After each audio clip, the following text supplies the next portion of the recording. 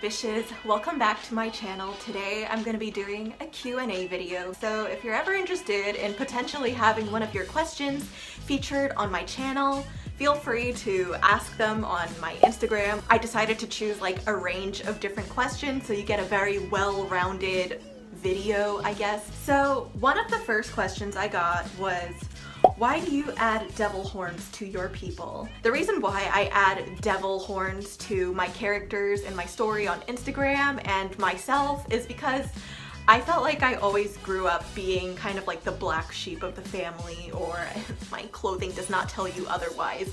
I felt like I was misunderstood growing up, but also who doesn't ever feel misunderstood at some point in their life? So I just wanted to create a character that when you immediately look at them, you see an aspect of them that is like, oh, devil horns, that means they're bad. But no, if you actually read the story about the character I made, it's just about a girl just fucking living her life. And that's just kind of what I wanted to portray, is just that idea of how we immediately just judge someone by what they look like or just shallow aspects of them without really knowing their story. If you actually sat down and had a conversation with me, I actually like having deep conversations and just living my life, spending time with my friends and fam. And if you just took the time to like really get to know a person, they're not just what you thought they were by first glance. I also have angels in my comics, and it's the same thing where it's just like, just because they have a halo does not necessarily mean they're good.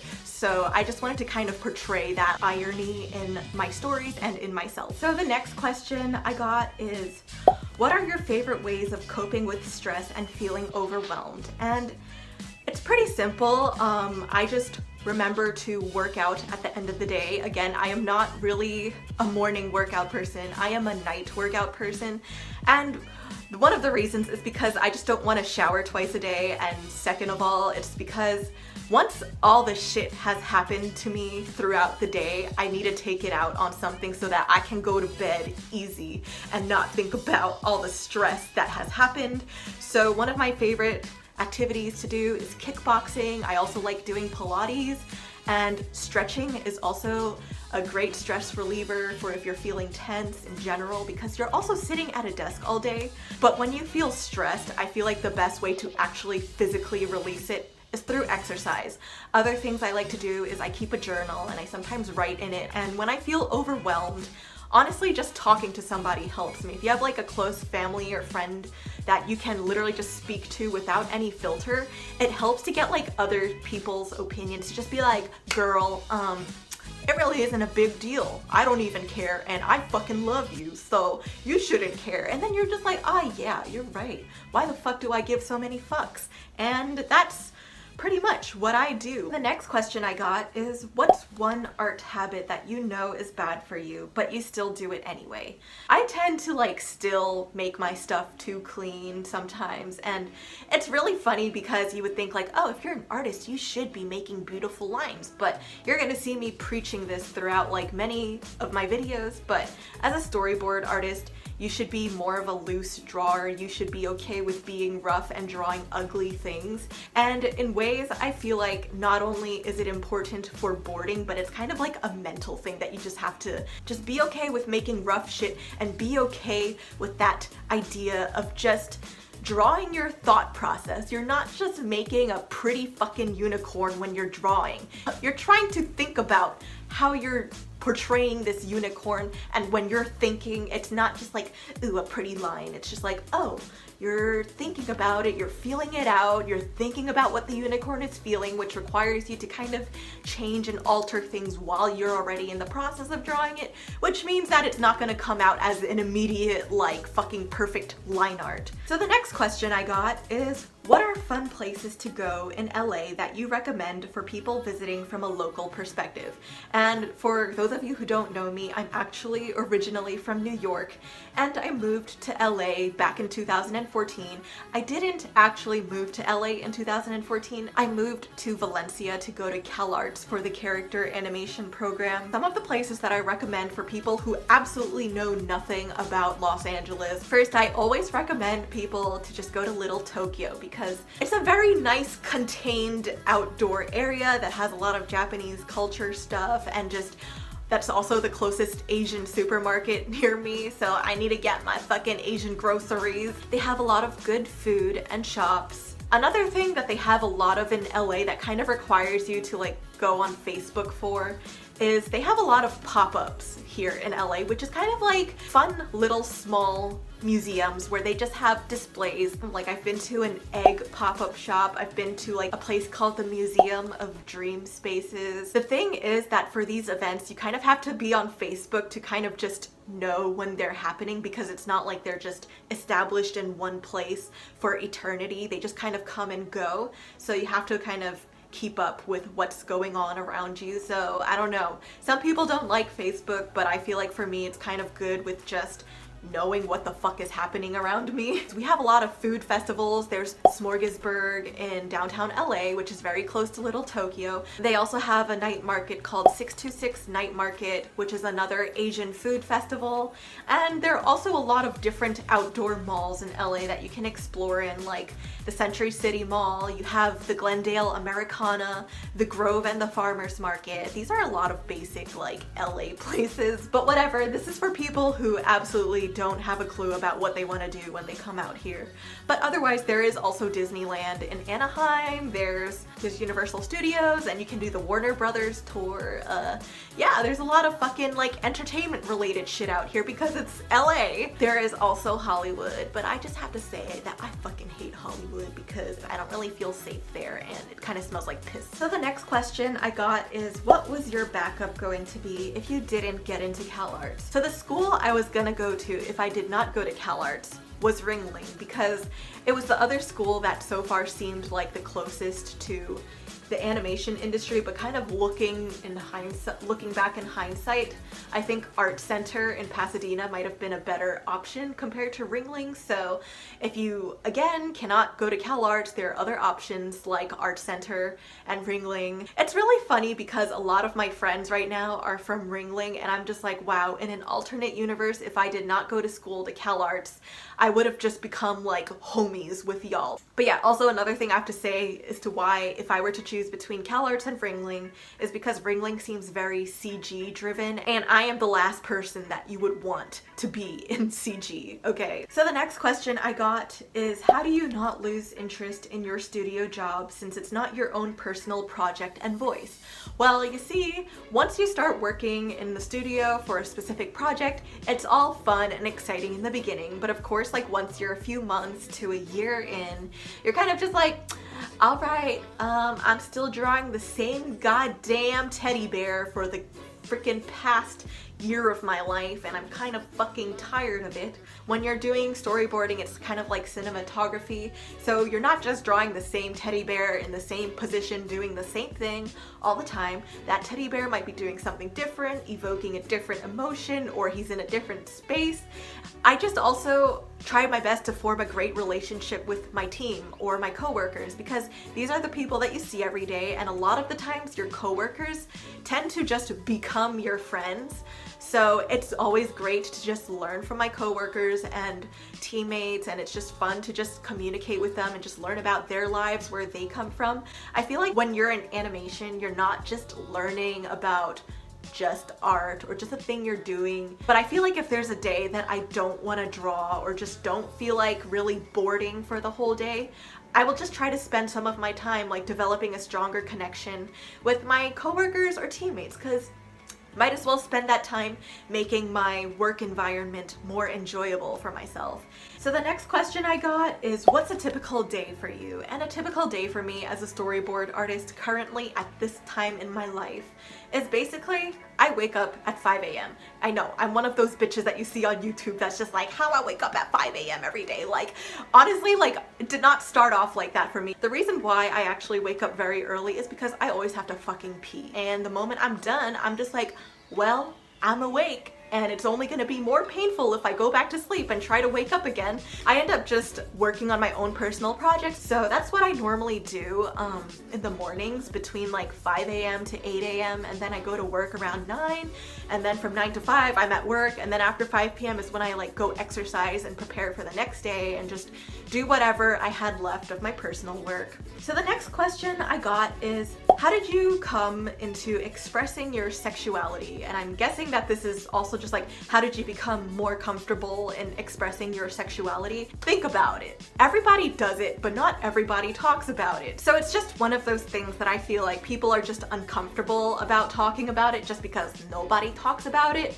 Everybody knows what sex is, at least like after you reached a certain age. Like I'm pretty sure like 2-year-olds don't know what that is unless if they really are that smart nowadays, because you know kids and the internet are fucking crazy now. I feel like by talking about it, you're not really blowing people's minds away, you're not shocking anyone, you're just bringing out a truth that nobody else feels like talking about. But I feel like it is a topic that we shouldn't be uncomfortable about talking about, because you're not doing anyone or the world a favor by not talking about it. You're just kind of causing more problems. Like people who have UTIs or people having problems or confusion with their downstairs organs, if something happens to it, you're just gonna be like, what do I do? Do I call the doctor? Do I Google it? I could make this thing a whole other video, but that's just what I have to say about it for now, is that it's a truth, and I might as well do something positive with that truth. So the next question I got is, share about interracial relationship, if I'm not mistaken. And no, you're not mistaken, because I am in an interracial relationship. I am Chinese American and my family is from Hong Kong, so more specifically I am Cantonese and my boyfriend is Jewish American. So for me, honestly, I don't really see things by like the race, or like, of course, like there are differences when it comes to your cultures. At the end of the day, if we share the same values and we are on the same page in life and we can both laugh together about shit in life and just like walk around wiggling our asses and just laugh about it, I'm good. I don't care what color you are. Obviously, at the same time, you still like, there are moments where you are reminded of each other's like differences, but it's your job to just not let that shit get in between y'all. I'm fucking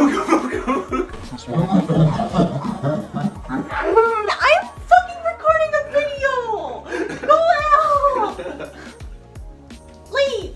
So the next question I got is thoughts about people saying that artists won't have jobs in the future, which is a ridiculous thing. I totally fucking agree with this shit. Hello, this is actually future Michelle speaking, but I realized I answered this question wrong because I didn't answer the future part. What I mean to answer that question correctly is that in the future, when you're doing animation or films that regard human emotions and stories, that's something that cannot be replaced by technology or machines.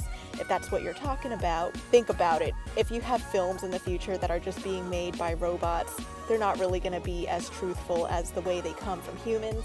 And I am pretty sure that many animation studios particularly would not allow that to happen to their studios, where they'll just be like, okay, let's just have robots start making our films and stories instead of people. So yeah, although technology is definitely a great tool for artists, I don't think it will suddenly take over studios, because I just don't think that studios would allow that to even happen to them. So yeah, hopefully that answered your question more correctly.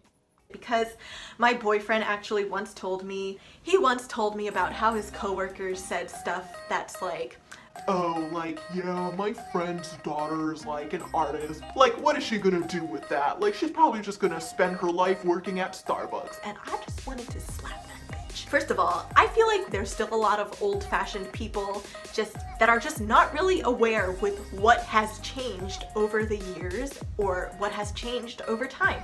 And I feel like a lot of people are just simply uneducated about the world of art and animation, and that there are actually a lot of jobs out there for artists. Like, yes, it is still very niche and small compared to like business and stuff like that. But the thing is, you just have to be educated about how to look for these jobs, how to apply for these jobs. It's mostly about your work and your connections, and not so much about like the specific school that you went to. Your degree kind of almost doesn't matter, because people will want to hire you based on your work and how well they can get along with you. So you have to kind of do more research by yourself as an artist, but there are people out there who want to give you more information about that stuff, like me and other people that are on YouTube or on Instagram. There are a lot of people from the industry that have social media platforms now, so I think it would be good to just follow them and take notes from them, because now that you have the internet, you do have this unlimited amount of resources that you can learn from. So for people who feel like art is something you can't get a job in, I don't think it's true. It's just something that we are still not truly 100% educated in. So the next question I got is, what has been / is your end goal in animation? And this is just me speaking right now. So 10 years later in life, I might have chose a different thing, who knows. What I want to be right now is a show creator at some point in my life. I just think it would be really cool to either create my own show or direct my own film, or just have something that is like a project or a craft that is just based on my voice, or just my perspective on the world, or just the things I want to say.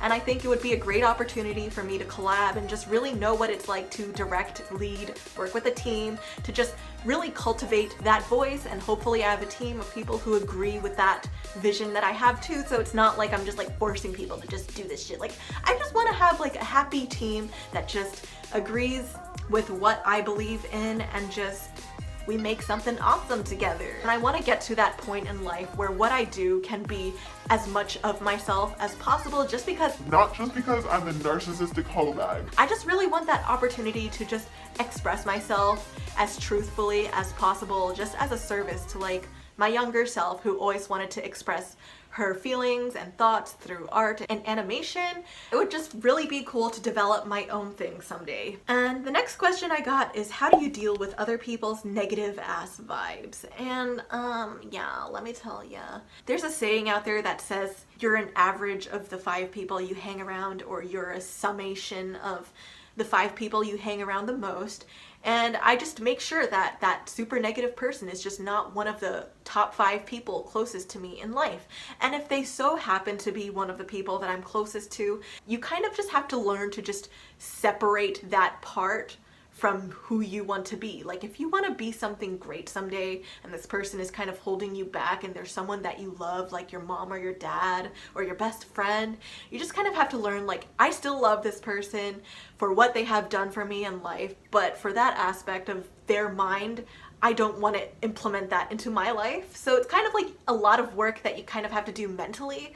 It's okay to have complex feelings about people that you care about, okay? Just because you love someone doesn't mean like you have to love like everything about them, doesn't mean you have to follow everything that they do.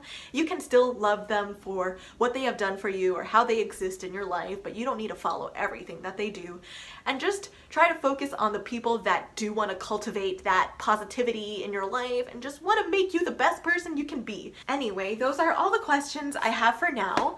But thank y'all again for asking me questions. If you ever want to have one of your questions potentially featured in my videos, just ask me a question on Instagram. Do whatever the YouTubers tell you to. Ring that notification bell, subscribe, like, dislike, comment, whatever. Thanks again for watching this video. I'll see y'all later, bitches.